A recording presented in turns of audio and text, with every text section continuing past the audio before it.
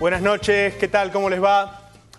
Todos los derechos no son iguales, hay derechos que son más importantes que otros. El derecho a huelga es uno de los más importantes de todos. El derecho a huelga, desde mi punto de vista, no se cuestiona. Eso no quiere decir que uno no pueda analizarlo uno por uno, porque ese es nuestro trabajo. En mi caso, yo les propongo analizarlo desde lo económico. A ver, los dos principales reclamos que se hicieron hoy en el paro fueron el piso del mínimo no imponible y el salario familiar. Estos son dos ítems que conforman el salario, pero el salario tiene muchos ítems. Lo que hay que mirar es cuál es el ingreso total de un trabajador. Podemos ver qué es lo que pasó en los últimos años con el mínimo salario, el mínimo vital y móvil, por ejemplo. Miren, en 2003 era de 200 pesos, en 2012 es de 2.875 pesos. Es un aumento de 1.400%. A eso hay que restarle la inflación. Vamos a utilizar la inflación de las consultoras, no la del INDEC, así no discutimos, ¿sí? Bueno, si le descontamos a ese 1.400% la inflación de las consultoras, el aumento real del salario mínimo vital y móvil fue de un 82%. Eso fue lo que pasó en estos 9 años con el mínimo vital y móvil. Pero también podemos ver qué pasó con el salario promedio. El salario promedio hoy es de 5.800 pesos.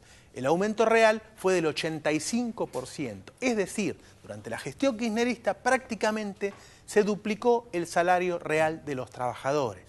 Pero además, en este año de crisis internacional, las consultoras dicen que tuvimos un 24% de inflación. El promedio de aumento de las paritarias fue de un 26,2%.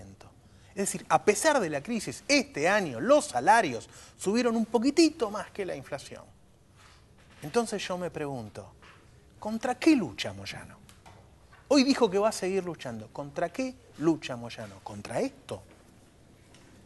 Hay varios análisis económicos que podemos hacer, porque también un dirigente sindical puede decir, sí, nosotros ganamos más, pero las empresas ganan mucho más que nosotros, entonces estamos perdiendo participación. Entonces también podemos ver cómo fue variando la participación del ingreso de los trabajadores con respecto al ingreso total de los argentinos. Miren, en el 2003 los trabajadores se quedaban con el 34% de la torta. En 2012 ya llegan al 44% del total de los ingresos. ¿Se acuerdan cuando Perón hablaba del 50-50? Decía, la mitad del ingreso se lo tienen que quedar los trabajadores y la mitad el capital. Hoy, en el mundo, ningún economista aprueba eso. ¿Por qué? Porque en esa época, en la época de Perón, el trabajador ponía más que el capital, porque había más, se trabajaba más con las manos.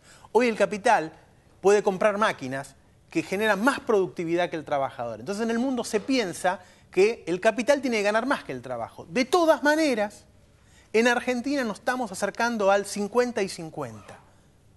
¿Contra eso lucha Moyano? ¿Estará peleando por eso? Yo no lo entiendo. También podemos hablar de la distribución del ingreso, ¿sí? O sea, ¿cuánta justicia hay en este país para que conviva el trabajador? Porque allá ahí empiezan a entrar otras variables. Y podemos ver que en 2003 el 10% más rico de la sociedad ganaba 39 veces más que el 10% más pobre. Éramos un país terriblemente desigual. Hoy el 10% más rico gana 13,7 veces más. Es decir, hoy Argentina es uno de los países más igualitarios. Es más igualitario que la Unión Europea. Es tan igualitario como Holanda, lo habrán escuchado decir muchas veces, que es uno de los países con mejor distribución del ingreso. Hay en los últimos años un método incluso más sofisticado para medir la distribución del ingreso en un país que se llama coeficiente Gini, que va de 0 a 1. Si es 0 sería la distribución justa, que todos ganemos lo mismo. Si es 1, la otra punta de la banda, es que un argentino tuviera el total de los ingresos.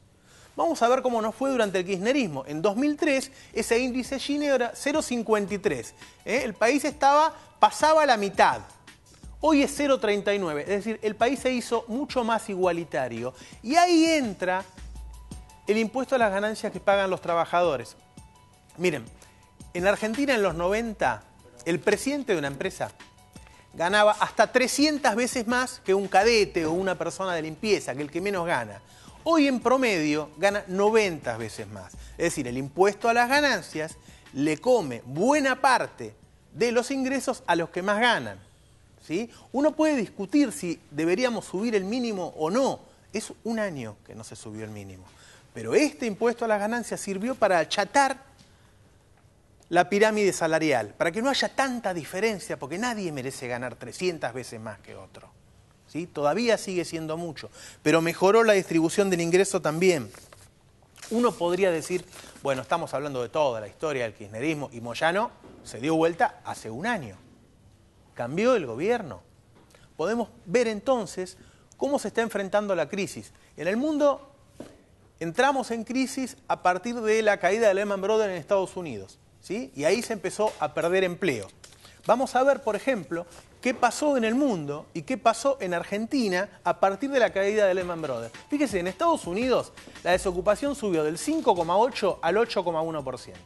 En Francia del 7,8 al 10,7. No estoy eligiendo cualquier paisito, estoy eligiendo los países más grandes del mundo. Inglaterra, que ni siquiera está en la zona de euro, la desocupación subió del 5,7 al 7,9. Y el caso de España, que ustedes lo deben conocer, del 11,7 al 25,5.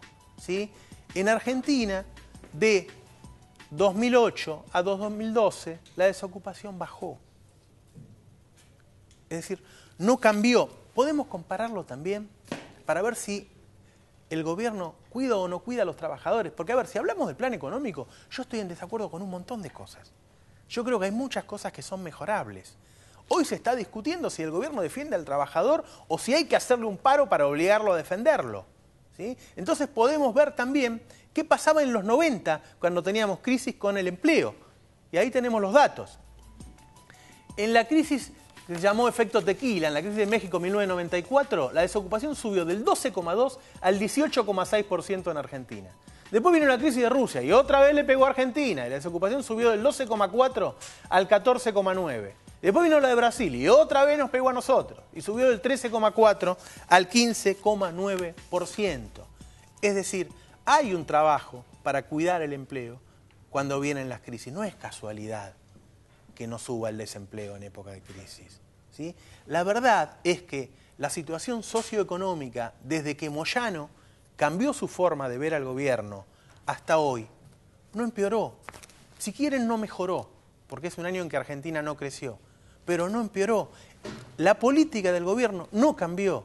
El que cambió fue Moyano. Buenas noches, esto es El Destape.